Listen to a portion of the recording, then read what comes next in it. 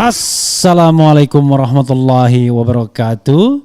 Sobat RH sekalian, jumpa lagi kita di channel yang keren ini. Keren cadas ya. Sobat semuanya, kita ambil satu video ya sebelum asar.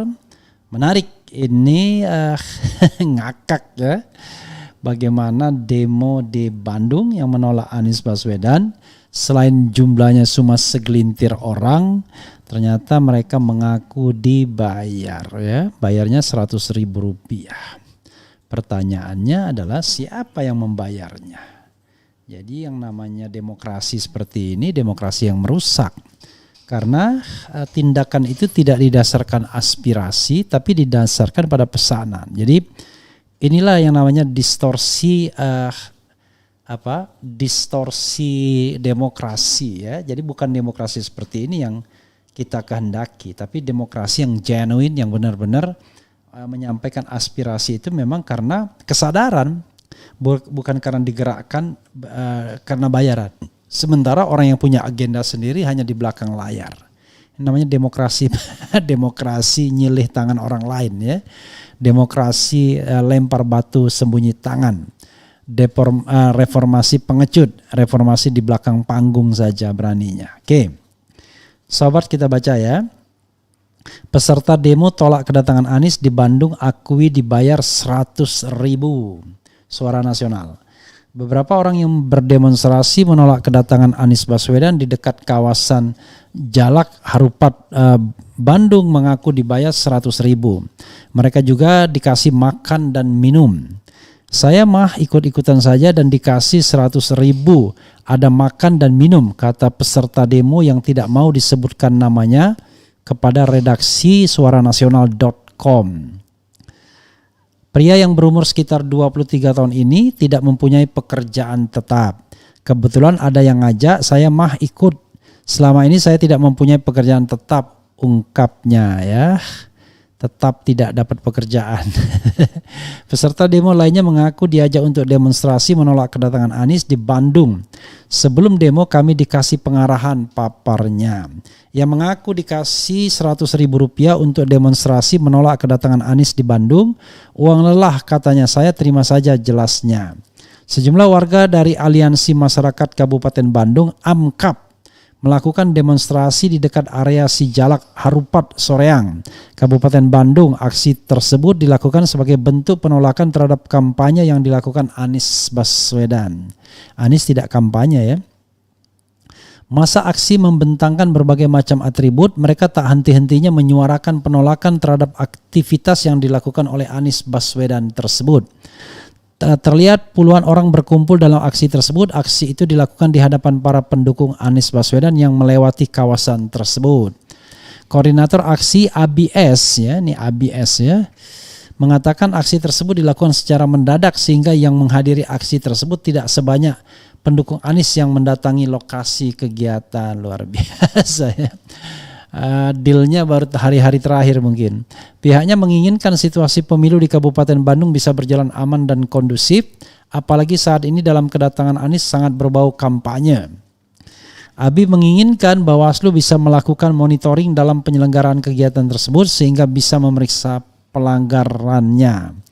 Kita juga mempertanyakan pihak Bawaslu untuk bisa mengontrol dan monitoring ini semua. Apakah ini bisa dikategorikan penyalahgunaan atau curi start? Kami juga akan koordinasi dengan pihak Bawaslu terkait permasalahan ini, jelasnya.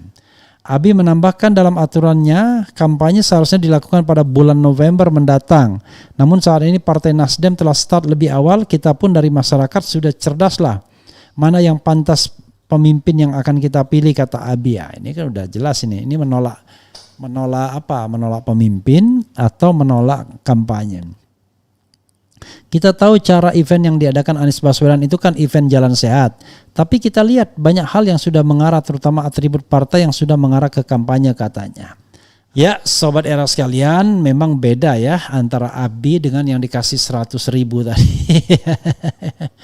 Abi ini koordinator aksinya, tapi koordinator bayarnya kita tidak tahu. Jadi sobat era sekalian, sekali lagi demo-demo seperti itu merusak demokrasi. Tidak peduli apakah dia kubu siapa, Kalau mau berdemokrasi itu maka demokrasilah yang genuine. Kalau Anda tidak bisa mengumpulkan massa banyak, ya jangan dipaksa. Apalagi dengan bayaran. Karena demokrasi tidak akan berkembang secara baik kalau Anda mendemo orang dengan massa bayaran. Kalau Anda punya massa bayaran berarti Anda broker, jangan-jangan. Berarti ada bohir yang menggerakkannya. Dan ini rusak demokrasi kita dengan seperti itu ya. Kalau memang a genuine aspiration, walaupun 5 orang gak ada masalah.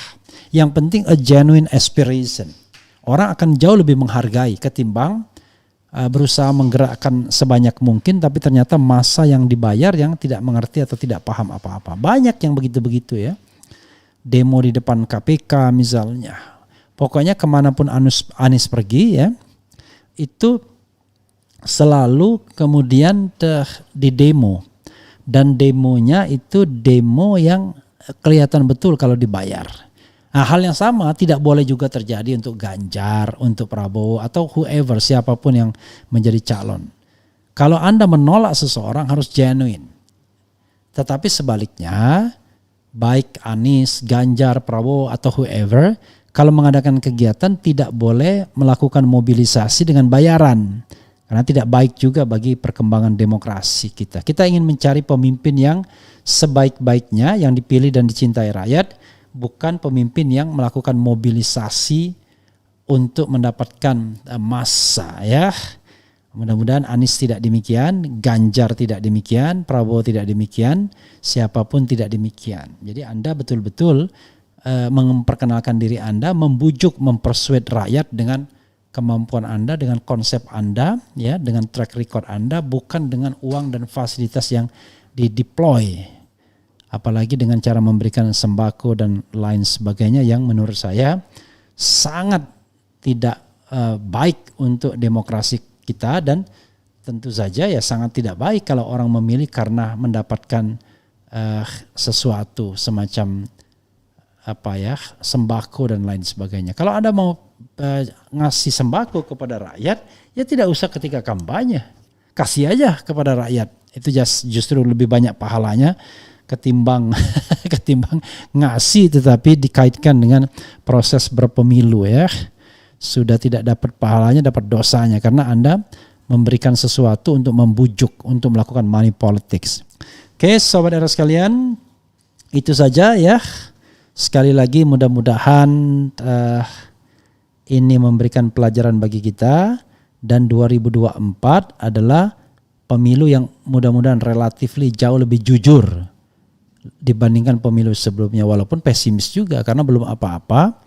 Sudah ada permasalahan keterlibatan KPU dalam verifikasi partai politik, terutama verifikasi faktual di mana seperti ada omission untuk menggolkan atau meloloskan partai tertentu dan menidakloloskan partai yang lainnya. Itu saja sobat era sekalian, tidak ada yang namanya politik uang ya. Saya tidak setuju dengan kampanye ambil uangnya, jangan pilih partainya, karena itu tidak berkah. Yang benar adalah jangan ambil uangnya dan jangan pula pilih partainya. Pilihlah partai dan calon anggota DPR, DPD, DPRD dan presiden yang jujur, yang amanah. Itu doa dan harapannya. Kalau Anda memutuskan untuk memilih berdasarkan pemberian, ya sudah. Berarti Anda harus bertanggung jawab kepada Sang Pencipta di akhirat kelak. Karena Anda sudah mempromosikan ketidakbaikan dan menyumbang bagi terpilihnya pemimpin yang tidak jujur, tidak amanah, dan mungkin juga menjadi pemimpin zalim yang tidak membawa kita ke surga tetapi membawa kita ke arah yang berbeda. Wassalamualaikum warahmatullahi wabarakatuh. Cia.